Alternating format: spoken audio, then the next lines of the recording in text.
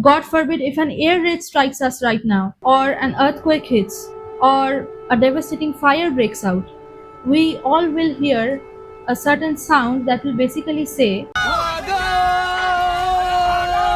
that sound is called a siren, right? But did you know that the root of this word can be traced back to the 8th century BCE when the Greek poet Homer had written the Odyssey?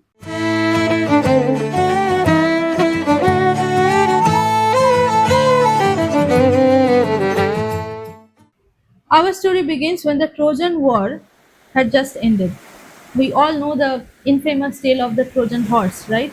How a team of Greek heroes hid inside a giant wooden horse meant as a gift and then brutally sacked the sleeping and unprepared city at night. The person who proposed this dirty scheme and led its execution was Odysseus, none other than the hero of the Odyssey.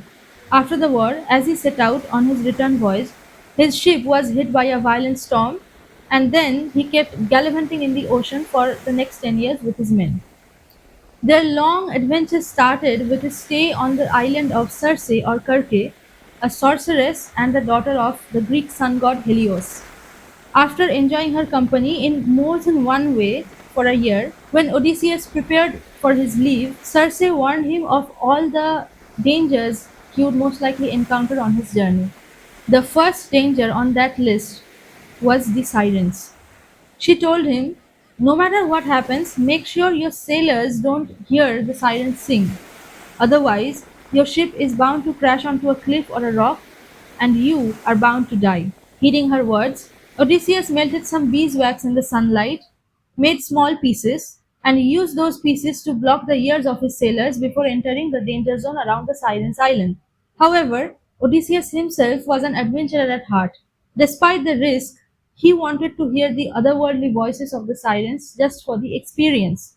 Circe knew him too. That's why she had already suggested, if you do want to hear them, tell your men to tie you to the mast and never to release you before reaching a safe distance from the siren's call, no matter how desperately you order or beg. After taking all these preparations, as the ship got closer to the siren's island, alluring female voices rose from the depths of the dark night, permeating through an enchanting fog. Any man who hears this song is bound to either fall into a drunken stupor or lose their minds, causing the ship to crash on a stiff rock. However, the companions of Odysseus were safe from this, thanks to the earplugs he made for them. But Odysseus himself turned and thrashed in his ropes, screaming like a madman to be free of his bonds. The seductive sirens, in their melodic voice, offered him all his heart's desires, the knowledge and secrets of all worlds. But no matter how desperately Odysseus kept ordering or begging, his sailors didn't listen to him and only kept rowing, saving everyone from imminent death. If you notice, at no point in this story does the author describe how the sirens actually looked. We came to know of it through ancient Greek paintings and art in general. Although they are often confused with mermaids nowadays, sirens were initially imagined as birds with a woman's head or torso. This image might be influenced by the Ba bird from Egyptian mythology, which was said to connect the afterlife with the living world. With time, the tails of the sirens started to look like fish tails, their bird like legs started to get webbed like amphibians, and finally, from around the 14th century, nearly all artwork featuring sirens portrayed them very similar to mermaids. It's funny how evolution worked backwards for these mythical creatures.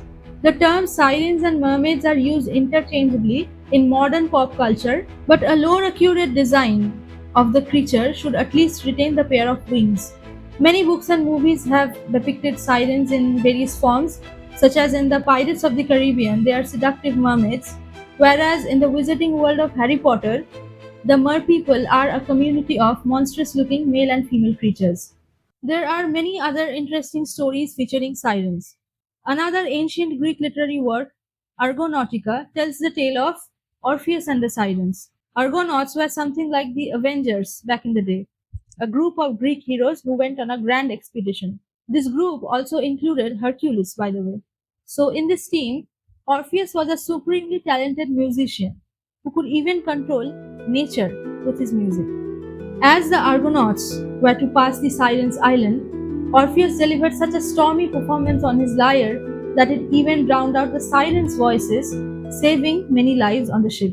With time, many other myths kept getting added to these original stories. Some of them claim that if any man hears the siren's call and passes through safely anyway, the sirens drown themselves out of humiliation. Really? After learning all of this, if you ever get a chance to ask a siren, why do you girls seduce men to their deaths? She might answer, I just happen to be beautiful and good at music. If men are seduced by that and destroy themselves, what can I do? That is also an accepted school of thought. In fact, in ancient days, if an attractive woman was compared to a siren, it was usually seen as a compliment.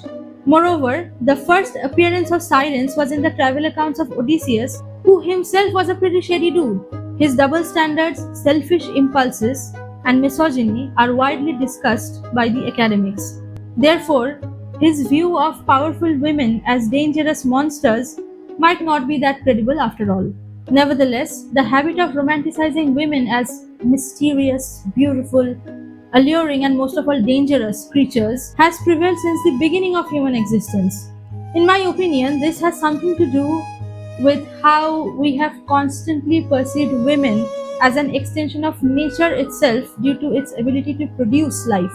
And if there's one thing that humans can absolutely vouch for, it's the fact that nature is pretty unpredictable and somewhat unfathomable even after all this time.